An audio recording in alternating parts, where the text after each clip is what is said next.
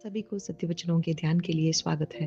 एक अंधा उसका अंधापन दूर होकर वो देखने लगता है और यह कैसे हुआ? यीशु मसीह के द्वारा। जो उसने सुना कि यीशु मसीह इस रास्ते पे जा रहे हैं और उसने यीशु मसीह को पुकारा, तब सब लोगों ने उसे बताया कि उसके चिल्लाने के ऊपर सब लोगों ने बताया कि तुम चुप हो जाओ, तुम मत पुकारो, यीशु मसीह को मत पुकारो, ऐसे उसे बोला, परंतु वो चिल्लाने लगा और उसे वो दृष्टि मिली। वैसे ही आज हमें भी यह दृष्टि की सख्त ज़रूरत है, क्योंकि इस संसार के अधिपति ने यानी शैतान ने अविश्वासियों के मन को उसने अंधा कर लिया है। क्योंकि मसीह परमेश्वर का प्रतिरूप है और इस प्रतिरूप के इस चमकते हुए इस दीप को वे न देख सके और इसका प्रकाश उसके उनके मन में न आ सके, ऐसे उसने अंधा कर दिया है।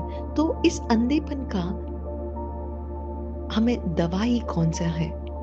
अंधेपन का दवाई सुसमाचार है। यानी यीशु मसीह के बारे में जो कोई भी सुनता है उसी को यह प्रकट होगा और वही विश्वास रख सकता है और विश्वास रख के उद्धार पा सकता है, अनंत जीवन को पा सकता है। इसीलिए इस सुसमाचार की सभी को आवश्यकता है। यह सुसमाचार कोई दे के कोई चमत्कार के लिए नहीं, परंतु हमारे आत्मा के लिए यानी अनंत जीवन के विषय में, यानी सुसमाचार केवल यीशु मसीह के बारे में, यीशु मसीह के जनन, यातन, मरण और पुनरुत्थान के बारे में जो कोई भी सुनता है, यीशु मसीह मेरे बदले, वही विश्वास उसके अंदर आता है। यानी जो कोई भी इस शैतान के इस अंधेपन में है, वो सभी निकाल कर यीशु मसीह ही उसे उद्धार दे सकते हैं। यानी यीशु मसीह के इस सुसमाचार के द्वारा ही उसके मन में प्रकाश मिलता है। क्या तुमने यह प्रकाश पाया है? यदि तुमने नहीं पाया है, यानी उस जगह सभी लोग थे और उन्होंने बोला कि तुम चुप रहो, परंतु तुम मत चुप रहो, इस सुसमाचार को प्रकट करो।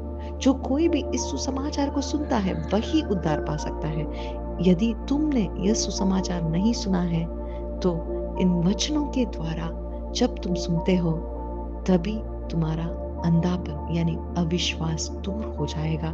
तभी विश्वास के द्वारा यीशु मसीह को तुम पुकार सकते हो और उसकी गुणगान कर सकते हो और बड़ाई भी तुम गा सकते हो।